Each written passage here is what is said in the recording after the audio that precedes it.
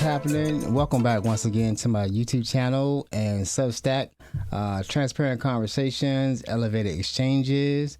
Today is Friday, January 30th, and we're still doing the best we can with what we got. So let's, right now, my name is Calvin, or CPJR if you know me, CPJR 300 if you feel me. I'm located in the DMV in Maryland, very close to DC. Been here most of my life. So this channel used to be used for my podcast, Transparent Conversation, Elevated Exchanges, where I would talk about things like polyamory, lifestyle issues, relationships, mindfulness, just things that I thought people would want to hear about things that I experienced in my life.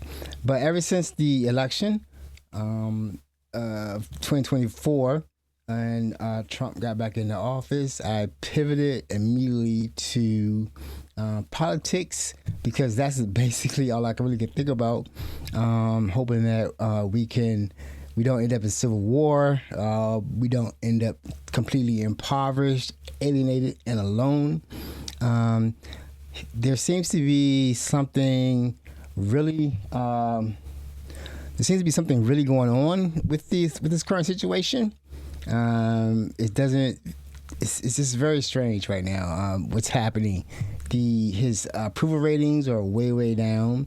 The ICE violence is way up, to the point where in Minneapolis, it is untenable to actually see the number of people that are being hurt and killed on a regular basis.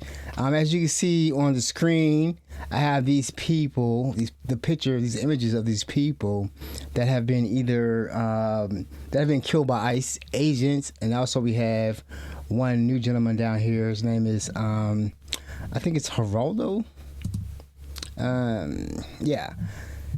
Geraldo Lucas. Right, he was strangled in a detention center. There were witnesses, and the murder was ruled a homicide.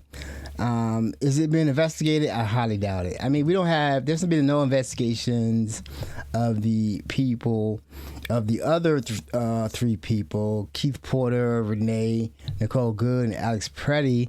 There's been no investigation for their murders. They were all shot on the street. Out with engagements, or they were all shot by someone in ICE. And the murders are not being investigated. We don't know who did it. We know who did Renee, Mr. Ross, but he's in the wind. We don't know where he is. They moved him pretty much the same day as the murder. We don't have names for Alex Preddy, and I could find the name of the guy for Keith Porter. I probably should do that. But actually, like this, I'm trying to see, will my screen be filled up? I think if I was to take everybody, including the fishermen, the people that were killed off the coast of Venezuela in boats, it probably would just fill the screen, the number of people who have been killed by this regime. And we are probably prepping for some action or some bombing or whatever in Iran, which is kind of strange, because in Iran, this country would be supporting the protesters, the insurrectionists, the agitators who want to overthrow their government. The same thing that they are killing us for in the streets. They want to help Iran, the protesters in Iran, overcome their tyrannical government. The same that we're trying to overcome here. Now, since what else is happening? I think I want to go through like the what's happening this week, and then I'll get into what my last essay and what I want to talk about tonight, which is basically about why do people keep voting against their interests, which is very strange if you really think about it. Donald Trump is a billionaire, never been poor in his life, but most of his supporters, MAGA, are probably possibly middle class. A lot of people in poverty, or poor. I'm not saying poverty. A lot of people are poor, or they're just middle class, working people, regular working people. They understand the word affordability, and they know what groceries are because they go to the grocery store. Something that he seems to have never done. So I want to talk about how that happens because when I started thinking about that, I realized that I once voted against my interests also. So let's see. Don Lemon was arrested at the Grammys. We thought the matter was over because they couldn't get a charge on him. There was they couldn't get a warrant. No judge would sign off on one because he's a journalist. He was with activists that went into a church. Now, I must say I don't agree with going into a church. Like I said, I'm not religious. I'm no longer a Christian. I grew up a Christian and I was religious. But I understand when people are in that space, that's a sacred space. You don't want to interrupt it. Our church is interrupted. We have people shot in churches. People have gone into church. White people, young people have gone into churches and killed people in our churches.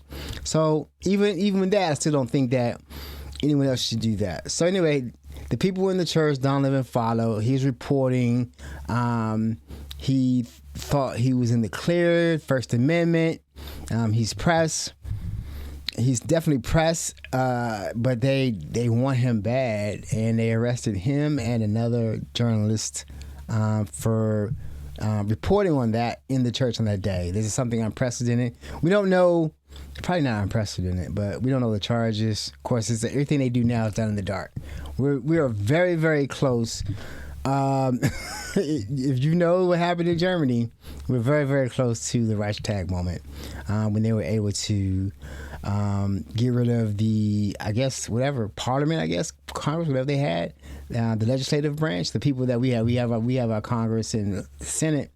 They got rid of them, did martial law because of that explosion, and then they were able to keep control of the country. He became a dictator. And on that note,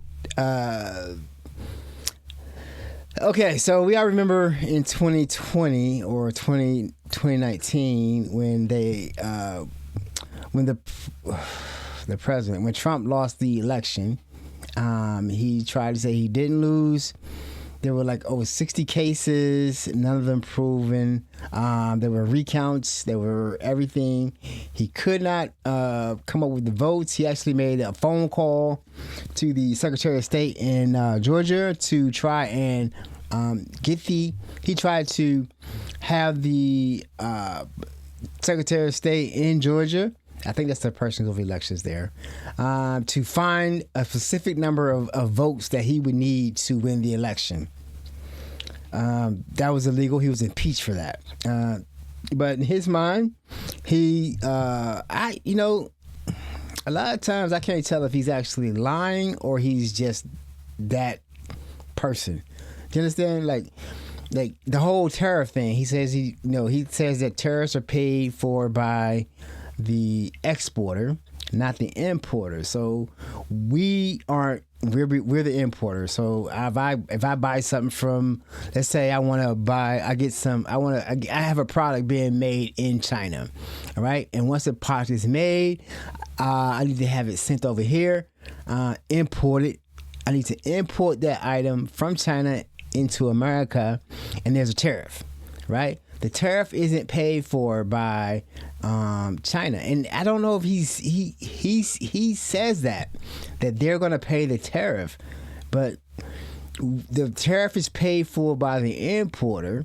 I had to deal with that a lot in the position that I had when I was, I work in IT. So a position I had, I was sending a lot of computers over to either Ukraine or Israel, or I'm sorry, all over Europe, really. Check one. Okay, sorry. And I had to I had to basically deal with the tariffs or the taxes of custom when the items would be caught at customs. Customs would want the tariff paid or the taxes paid, and it was always a big deal. It was never the same. It's a lot to go through. So in this case, the tariffs are paid for by the importer, and then the importer. It's just a fee, so he has to get that fee back. So he has to increase the price of the item. That's known by everyone, except him. He doesn't know it. He says it's like a windfall. Like that money's just coming in. It's all good, free money. He keeps touting the money number. We don't know the real number, where the money is, where the money's going. So that's going on. So what happened? I'm sorry. I don't have a script for this. So. Right. So yeah, Don Lemon, and also this week they seized the ballots. They seized the ballots of the Georgia elections. The ballots, the audit tapes from the machine. They took like 700 boxes from the election office. They had a subpoena or a warrant, probably a warrant from the FBI, and the FBI came. I don't know if it's just a warrant. We don't know what they're looking for, what the crime is. It's all been proven. Everything's been proven that this matter has been settled. But they had the ballots. He went and got the ballots, and I guess we're supposed to trust whatever they come up with. The ballots are supposed to. No one's supposed to be left alone with the ballots, right? It's supposed to be like who people are watching people, making sure no one does anything to the ballots. The ballots aren't being taken, ballots aren't being added, all that kind of stuff. Chain of custody. But in this instance, there is no chain of custody because the FBI with Telsey, whatever her name is, an election denier, took the ballots, right? And we don't know what they're looking for. We don't know what crime was committed or what crime they're investigating. They just took the ballots. All right, so we're waiting to see what happens because there's 700 boxes of ballots. Obviously, that's what more of our money being spent. Also, the friend of MAGA, the leader of MAGA, decided to help himself or try to help himself to some more of our tax dollars by suing the IRS for $10 billion for a leak or releasing of his tax documents, something that every candidate for president has done forever as like a custom. Take a look at my financials and I'll show you that I'm up and up. He didn't want to do that. So somehow, I'm not sure the whole thing. I don't know. I thought they were released by a court order, but apparently he's saying they were leaked, and he wants to be paid $10 billion of our money. Also, it's come out this week that the National Guard deployment has cost $500 million, and they're just standing around doing nothing in the D.C. We still have National Guard troops out on the street and in the subways of DC doing absolutely nothing. That's another $500 million. And I'm saying all this because he's running as a Republican, and the Republican is a party of fiscal responsibility and small government. But the numbers that are coming out of the money they're spending shows no physical restraint or responsibility at all. It's basically just whatever I feel like doing, I'm gonna spend it regardless, and I don't really care what's spent. So the government is shutting down because they were trying to work out a resolution. They had the budget bills, 6 budget bills, 7 bills. I don't know how much it was. But anyway, they had come up with a plan to pass. I'm for shutting the government down and abolishing ICE. Period. There's no if I'm digging into ICE, and I just found another sheet where they've been tracking the ICE officers' conduct. There's 30 of them been convicted of crimes. The majority of the crimes are sex crimes, and a lot of the sex crimes are against underage people. So that's the culture of, CBP, Customs and Border Patrol, and ICE. There's a criminal sexual assault, rape culture with those guys. And someone recently was convicted of rape. It was a woman from Guatemala. They were using the woman's child as leverage to have her perform sex acts. He's in prison. So it's lawlessness. We don't know what's going on in the detention centers because they don't allow the Congress people into the detention centers. So that's going on. So yeah, that's it. We'll leave it there. So I've been writing, like I said, I write essays on my Substack, link in the bio if you want to read what I've been writing. I'm not a writer, but it's been cathartic for me to write about some of the things I think about. I wrote about the Renee Good shooting, and I wrote about. Hold on 1 second. I'm sorry. I wrote about the Renee Good shooting. This is not what I want. Okay. Excuse me 1 second. Okay, yeah. I wrote about the Renee Good shooting. I wrote about Are We Being Played?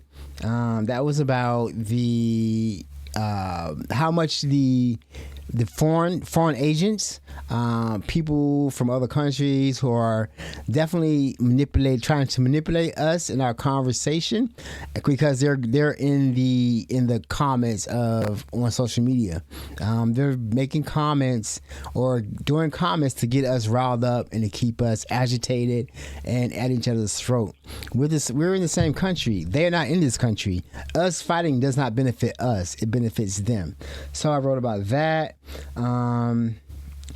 Yep. Are we being played again? I wrote about to protect and defend the Constitution. I'm talking about the oath, and I think I've heard.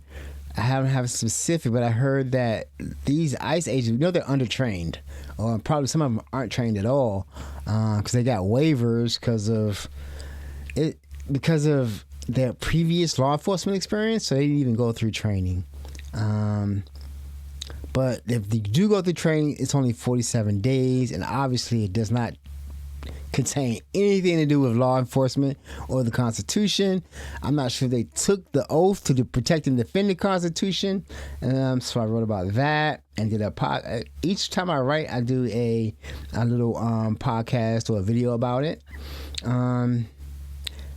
Then I wrote about Dude We're Not Okay, just how bad things are, how close we are to civil war, how close we're getting to a new normal, living under a fascist. This government is very dangerous. They verbally attack and attack them with terrorists, other countries, our allies. I need people to understand, especially MAGA, our allies hold our debt, right? They hold our debt. And if they start selling that debt, our dollar starts going down, right? You think things are expensive now. Think how expensive they will be if the value of the dollar drops to zero. It's called stagflation. It's not good. Most countries I hear about these, like, I'm not sure, like maybe it's Argentina. Some countries I hear about down in South America, it's hard. They have to go to austerity. They're barter because their money's worth nothing. I've seen that. I've been to Venezuela to work, and I've seen that how. And we would go to the countries and we would do the money exchange while we're there in the embassy. And in Venezuela, we were getting blocks of money, like blocks of paper money, because the money is worth it's not worth, for the dollar, the dollar's strong.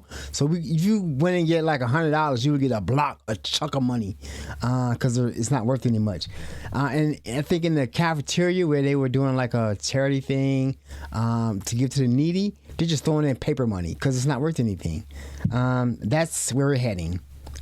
If we allow this to continue, because we have debt and we owe other countries money, and we're only able to project as much power as we are projecting right now because the dollar is a reserve currency. Basically, they buy oil with dollars, but so they can have it standardized. But if our dollar falls in value, that's going to change, and this whole country is going to change. And that's what I want to talk about, because I don't think MAGA understands that. MAGA sees the reality show of what's happening every day and think that everything's going great. And if we just get the illegals out of here, I hate that word, everything's going to be well, fine, and good. Well, that's not. It's not true. They're not watching the entire picture. They're watching the show, not watching what's going on behind the show, behind the scenes with the dollar. Many other independent journalists, podcasts, writers who are joining these independent journalists on YouTube are talking about the danger we're in of having our dollar just lose its value and what's going to happen to the country. They have that and this whole AI thing going on. 52,000 layoffs within the last week or so. And that's they say it's for AI, but the economy is really slowing down. Whatever whatever you hear from the administration, they're lying, right? They're lying about how well the economy is doing. They're lying about how much respected we are, how many wars he wants to claim that he stopped. It's all a lie, and we're all going to pay for it, right? They're rich, they're billionaires, and I'll talk about that more in a minute. So I want to talk about when did immigration become the hill to die on? Oh, I said, what's up with the Democrats? Because I do not trust the Democrats. I'm an independent, not a registered Democrat. And I'm going to talk about that. I used to be a Republican, actually. It took me a while to even get back. I used to be a Republican. I went from a Democrat to a Republican to not voting. There was a chunk of time that I didn't vote. And it wasn't until when I came back to voting again, I became an independent. And I'm an independent to this day because I do not trust the Democrats. Because you can look at how they move, even with this last thing, they're not very strong. They're not very strong. Republicans get things done, right? This has been a year. This has been like, the last 30 days have been just like, It's been terrible. They have taken over the government. They impeached Trump twice, couldn't convict him, didn't get him convicted on anything, let him run again after doing this insurrection, and now he's doing worse things. And he thinks he has support for it because he does, and I'll talk about that more in a minute. Then I talked about when did immigration become that hill to die on, because I've never worried about immigration, but I'm not sure why other people, it's everything to them. And that wasn't the case. I played a video of the last speech from Ronald Reagan, and he was talking about how immigration made this country great by bringing other people into this country, new blood, new ideas, to come in and enjoy this country, because we're supposed to be about freedom. We're supposed to be that shining light on the hill. I know I might be sounding like I'm selling propaganda, but I do. Like I say, I love this country. There's been problems with it, but ultimately, it's been okay. I've enjoyed it. I could have done better by myself, but that's my own personal issues. But the country has been. I grew up kind of privileged, but I have opportunities to do some things and enjoy some things. And so the last thing I wrote about was I recently just put this essay up on Substack. Is why would anyone vote against their own interests? And so that brings me up to what I want to talk about. Have a conversation about tonight is why is MAGA voting against their own interests? MAGA are not full of billionaires. The billionaires and the oligarchs, of course, they're going to want Trump in office because he's one of them. I understand why he's useful to them, because every time he crashes the economy or makes the stock market goes down, if you have capital, you can get in there and get some deals. Then when it goes back up, you made some money, $1 million, $2 million. You already had, millions, but you just made a few more million off of what might be considered insider trading, or you're just very smart, right? So why is MAGA? Why did MAGA choose Trump as their spokesman or their leader? Because he's their leader. And I propose that, or I want to say that I know it's because of it's an identity. MAGA is not just a label of a group of people. They are MAGA, right? And some of them are really catching on. And they're going to be disillusioned. And I just want to say, like, how, for me, when I was a Republican for a minute or two, and I have some videos I'm going to play, of course. When I was when I was a Republican for a little while, it was back when I was a Christian. Right, and that was, and I thought about recently, like, why was I a Republican? It was identity. It was my identity because I was a Christian, and then as a Christian, the abortion issue was the one thing that caused me, or convinced me that it was in my best interest to vote Republican. But I don't believe Republicans ever had my best interest at heart. And I didn't, but the thing was, it didn't matter because this is when I was a Christian. So Christian, and then at the church I was in at the time, I was a Christian. We had a house. I had a daughter. I was in my IT career. The sky was the limit. My wife was working at the time too. So we had our first house.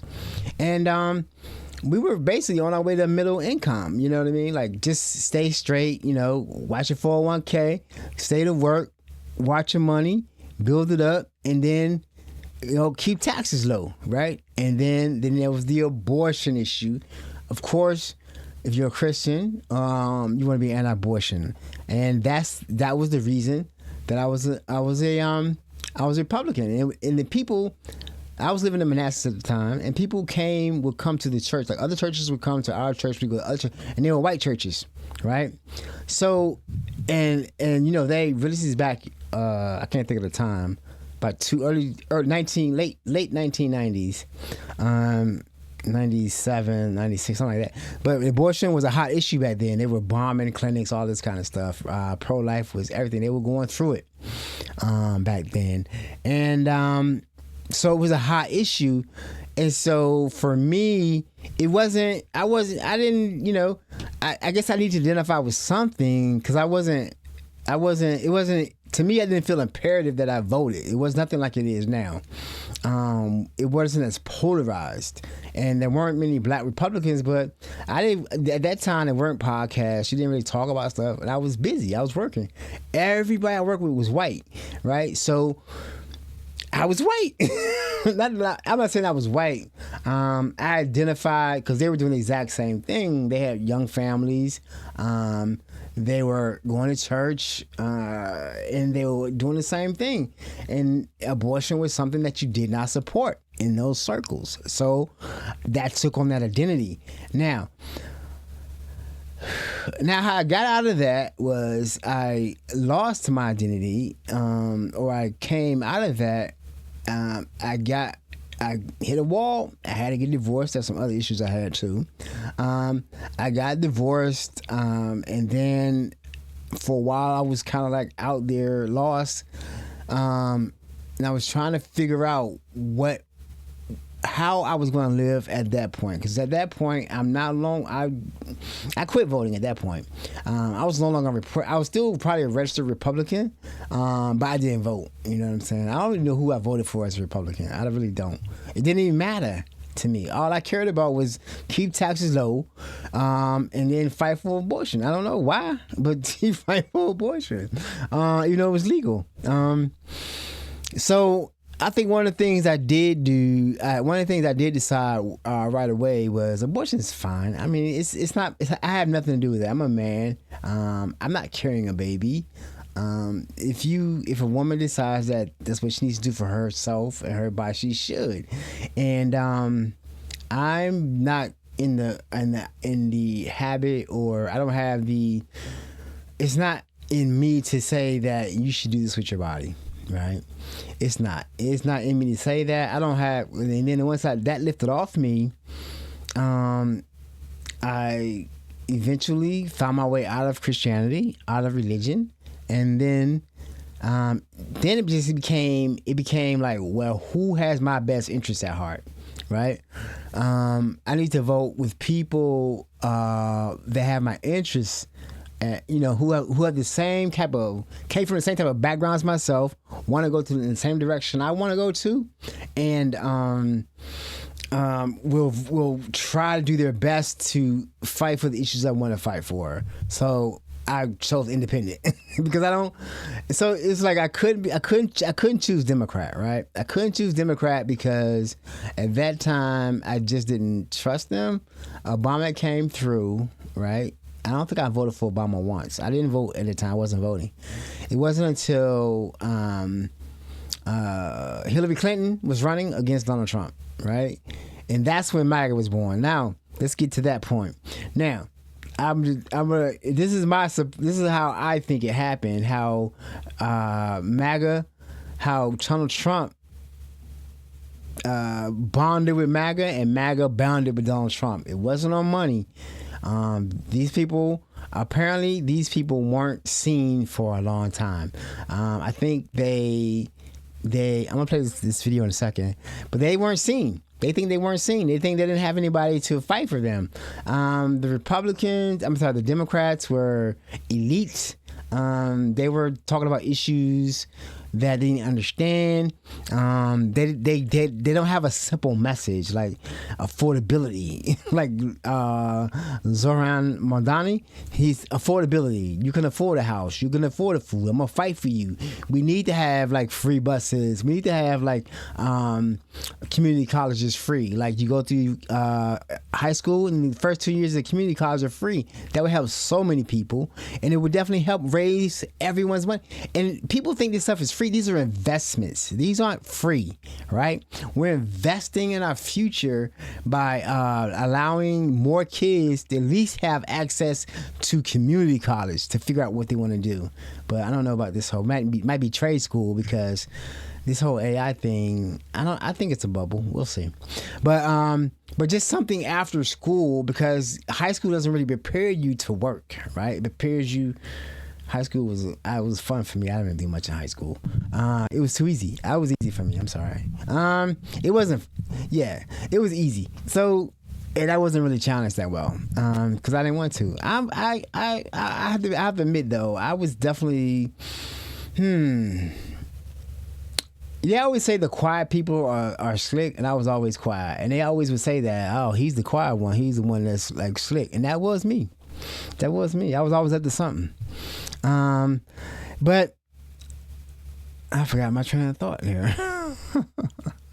So the Democrats never really had a message to attract people, so they lost all the people that they should have been identifying with, right? All the working people, the unions, those people aren't supposed to be Republican. The Democrats are supposed to be the working class party, right? For the people who need houses. And I can tell you right now, I think that Mr. Trump is losing the MAGA crowd, except for the hardcore MAGA crowd. There's some people who love the reality show of MAGA, right? They love to see the violence. They love to see the argument or people getting hurt or upset by the actions of ICE and CBP. They love the criminality. They think that everything's good. They believe the lie that the immigrants are coming here to not work. They're coming just to get the benefits, and they're not coming. They work. I don't even, and I know they work. They're being told that they don't work because of things like Fox News, but they work. I know they do. What I'm gonna stop right here and I'm gonna play the first video, and then we'll come back and I'll pick up right there. I'm at the point where how did MAGA and Donald Trump find each other? And they chose Donald Trump to be their spokesman, a billionaire, somebody who doesn't has. I don't think the man's ever bought groceries. He said grocery was a quaint word. He didn't know the word was still being used. Now I don't know if that's the dementia talking or if that's true, but I kind of think it's true because I don't. Why would he ever go to the grocery store? Why would he ever go to the grocery store? He's too busy doing other things like committing crime. I don't know. Allegedly. All right, so I'm gonna play this video and I'm gonna come right back. It's talking about why you would vote against your own interest. The video the credits will be in the video, and I also have his information on the screen. I'm gonna give him full credit. This is the first time I've seen each young man talk, but the second one we'll talk about the second one. Okay, here we go.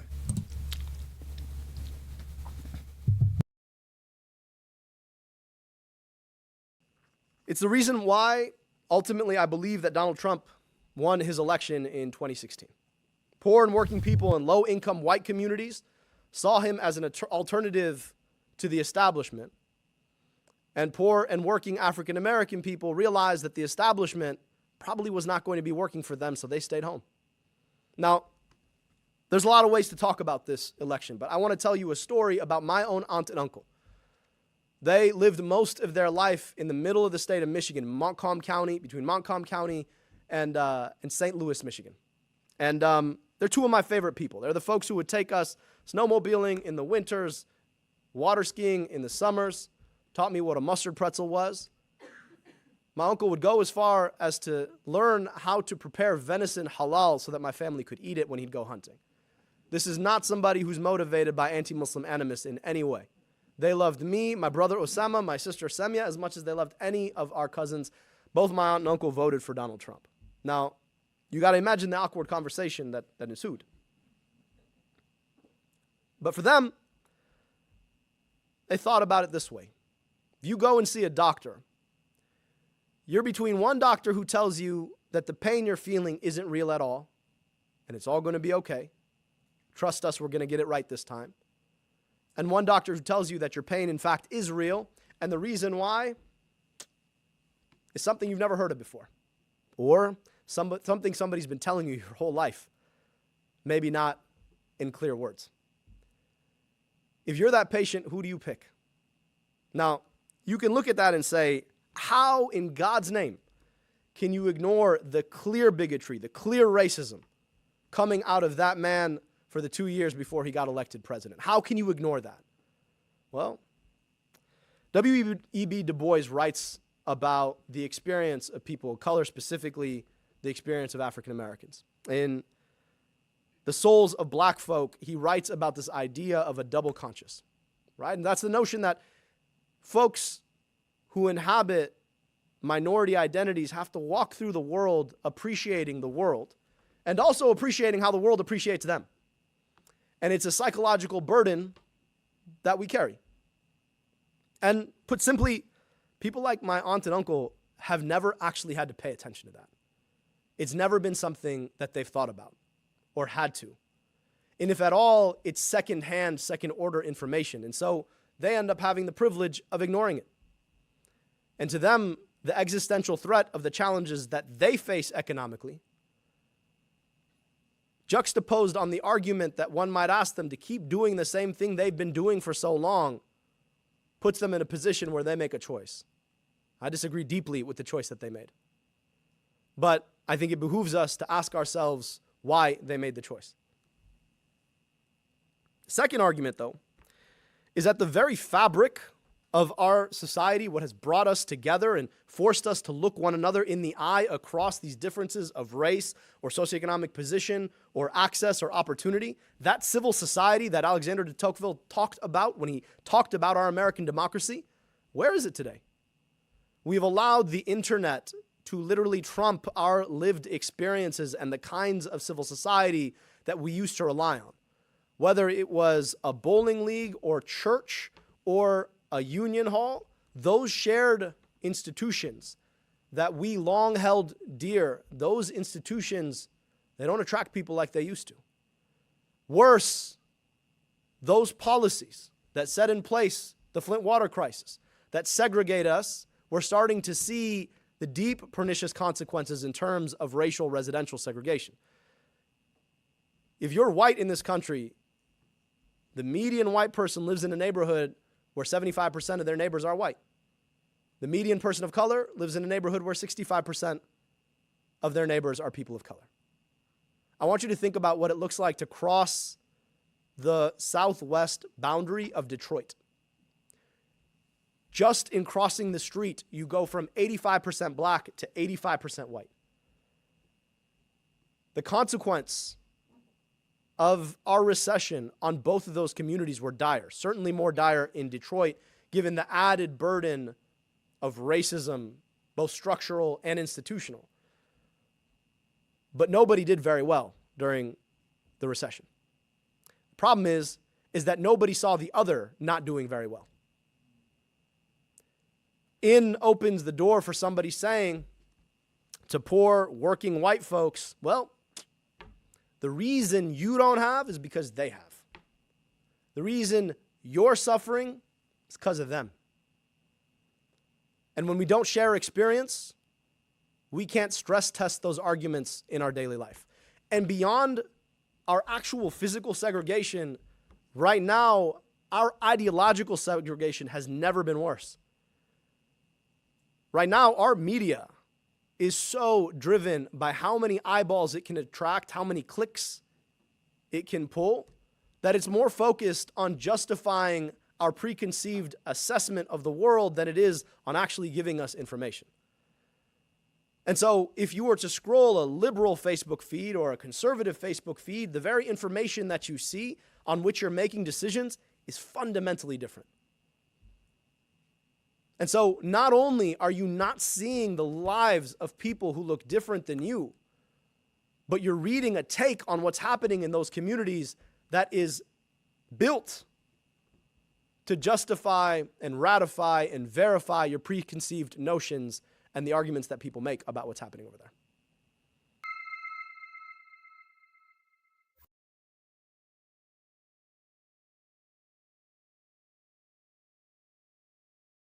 I do say yeah. So yeah, that was a pretty good talk. So what I want to clue in on is the fact that he's talking about the feeds that we see are completely different. Like, if you look on, like, let's go Fox. Let's go TV, like Fox News. I don't watch Fox News. Never have watched Fox News. They're on purpose saying things that are contrary, and it's tailored to fit a certain crowd. So they have a totally different truth. They get a totally different news than anybody else would get. And a lot of stuff they say is not verifiable. It's not verifiable. It's totally made up. You know what I'm saying? Especially, and it's always about blaming someone for something, instead of just trying to actually figure out what's going on. So right now, what you see and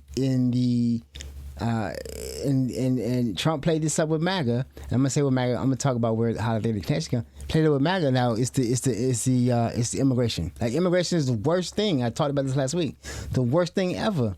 And it's funny though. Like, you would go online, like I say, in social media. I've been trying to get out the comments. I'm doing better.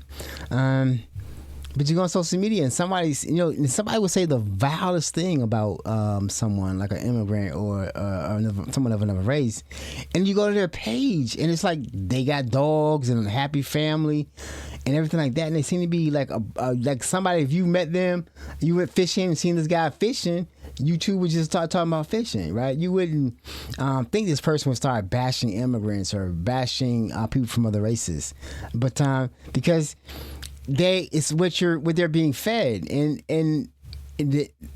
I remember during the first run of Trump, Trump wasn't doing very well in the beginning, but then Hillary Clinton said deplorables, right? I didn't know what that was, but it resonated with that side.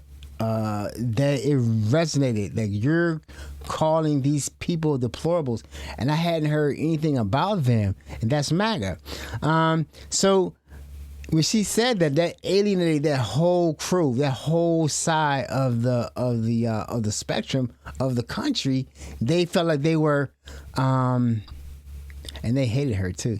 They said that, and that galvanized or brought them together. And then Trump came in and saw that he's a salesman, right? He might not be a good businessman and don't know a lot about business, but he could sell some things, right? He was selling Trump steaks. So he saw that opening and took it, and then came up with Make America Great Again, and boom, a movement was born, and they became MAGA, and they became part of the MAGA movement, the MAGA cult. Whatever, they had a uniform, they had a hat, they had T-shirts, they had all kind of things and secret words and handshakes, and they became MAGA. And then it didn't matter that Trump was a billionaire. It doesn't matter that he never had to worry about paying a bill, had to worry about an eviction, had to worry about being a car repoed, had to worry about getting laid off, had to worry about a sick child and couldn't afford a bill. None of that mattered because he told them, I got you. I got you. Once I get into the White House, I got you. And once he got in the White House, of course he didn't have them. It doesn't matter because he's going to get them, right? That's why to me that's why they had the rallies all the time, right? The rallies were the connection. He was with the people. They would all come together and he would just be tells funny, and he talks like them. He doesn't talk like an educated person or of an elite, someone who would have billions of dollars. He talks like a child on their level, and they identify with that. And he just insults and curses and everything, and that's their leader. And it's to the point now that he got elected again. He lost the second election, as he should have, and he won the next one because he had help. He still had the MAGA crowd, but then the one thing that he did, he knew that he had the hook was immigration. Right? When he told them to not vote on the immigration bill that they had, the bipartisan immigration bill, he had the boogeyman, right? So now everything that MAGA believes that all their problems will be solved by getting the illegals out of the country, the open border. That's all you hear. They had the border been open for 4 years and let in 10 billion people. We got to get these people out of here. That's not going to fix the economy. Right? We're spending billions of dollars in detainment, and that's just on the actual detainment of these people. Now, we've already heard about a rape, one rape already, right? One person been convicted of rape already in some detention center. This man, Geraldo, he's been murdered. So even after this is finished or over, but they're still trying to overthrow the election because it's not looking good. I don't know why he doesn't care about. I think approval ratings matter, but MAGA's not gonna. He's losing MAGA because they don't see how his promises are benefiting them. Right?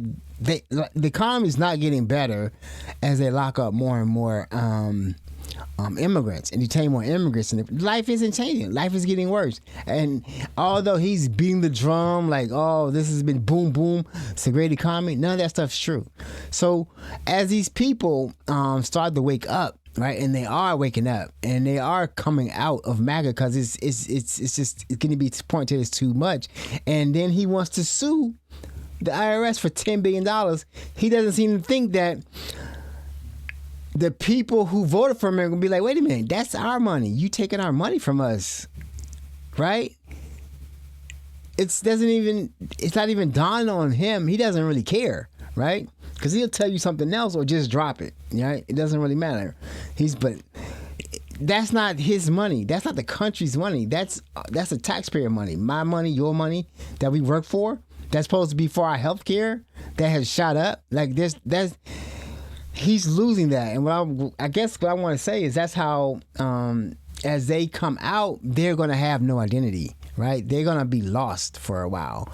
And hopefully they will start to gravitate towards more fair and balanced reporting, and they'll join, this side of the struggle before it's too late, right? Because things are moving really fast in a really bad direction. if you aren't paying attention to, you know, like I say, the side of the money, it's bad. If you're not really paying attention to people being laid off, I don't know, like the farmers, they're like, boom, again, first thing happened, boom, they couldn't sell soybeans. China bought from Brazil, boom, they in trouble, right? Same thing that happened the first time. They did the same thing the second time. Why? Because they needed the help. They needed the people to work for them in the fields. And they came and got, you know what I'm saying? They aren't listening to, all they're listening to is what's said at the rallies. They aren't listening to policy, right? Because they don't think it's going to affect them. But he doesn't really say everything he's going to do. And then they're not hearing the real story from Fox News, right? So that's why I said, you know what, let's do this. And I wish more people would do it, would do these type of things just to talk to people, try to connect with people, because they're not going to have identity. Same thing when I came out of Christianity, out of my marriage, and out of being a Republican, I was lost for a while. I was really, really lost because I didn't have a community anymore. And that's the same thing that's going to happen to them. They're not going to have a community. Like, I'm definitely laugh at them. I don't know what to say. They were stupid. They're stupid as hell. That's a given. That's a fact. But still, though, they have to have a place to go to. And maybe that place is over. They don't have to be a Democrat. They can go back and be a Republican, a real Republican. And that's my second video. This is someone from the Bulwark. So I watched the Bulwark, a lot of their podcasts. I recommend them highly. Information will be in the show notes, or information about the show, the video credits. This person, I respect her work. She actually is what's the thing I want to say? Focus groups. She runs focus groups. And it's interesting because she will talk about the focus groups. And it's interesting to hear about how people on the right and people on the left, they see things differently and they'll come to different conclusions. And then a lot of them are on the wall about what Trump is doing, but they still seem to want to hold on to hope that he'll come for them. And I know what that hope is. Like, you don't want to just lose who you are. You know what I mean? Like those rallies, if I was a white person from Appalachia, those rallies might be fun. I would never want to go there, but it might have been fun. So once they come out of that, they don't have that. They won't have that fellowship anymore. That place to go to identify with people who will see things their way. So that's why we need to prepare, talk about what we're doing, and show them that, you know, we don't hate them. We hate what they did. We hate that they didn't come to actually recognize what was happening sooner than they did. But we still welcome you over to the side. We're trying to save the country, right? We're trying to not let this country be taken over by a dictator. Somebody who has very bad inclinations, very bad control. He doesn't self-regulate. He doesn't really seem to have a plan. The plan is to affect him. If a president is trying to sue his government for $10 billion, he does not care about the government. He doesn't care about you or me. He cares about himself.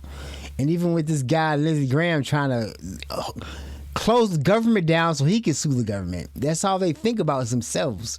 It's not about you and me. And I couldn't vote for somebody like that. I'm on the wall with my representative, Glenn Ivey. I'm going to do some more research. I saw something of what he was doing. Maybe he is a bit more active than I saw. I still want to know about the APEC money, but I'm willing to do some more research before I, talk about him anymore. I'm going to play this one more video. This is someone who was a conservative, was a Republican, still is a Republican, I believe, but doesn't vote for Republicans. Definitely is not in MAGA or on the Trump side. So I'm going to play this video and then talk about it and wrap it up. When Trump came on the scene, I was so appalled by who he was as a human. Some things that animated my conservatism, which was the idea that character counts, that individual responsibility matters, that American leadership in the world matters. Donald Trump represents none of those things. Like, and that is where, when you say, like, why did I become a Republican voter against Trump? Obviously, it was because I thought Trump was a bad person.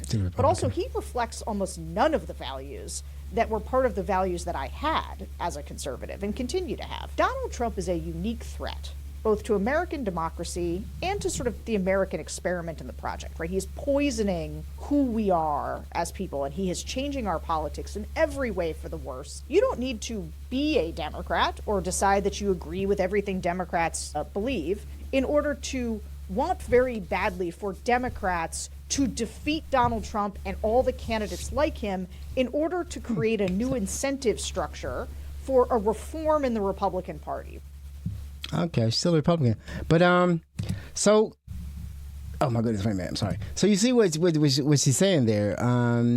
He doesn't like I see now, right? The Republican Party is supposed to be about fiscal responsibility, but they have the National Guard deployed doing nothing. That's $500 million.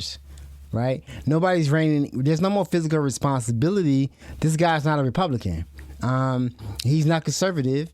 And I'm not going to get into the whole Epstein file. That thing is blowing up and it is heinous. If he did one thing that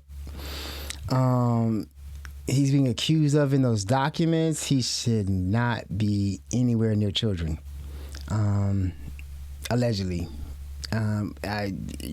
Be your own judge for that. I didn't need the files. If you're suspected of being in that type of a group, that's enough for me.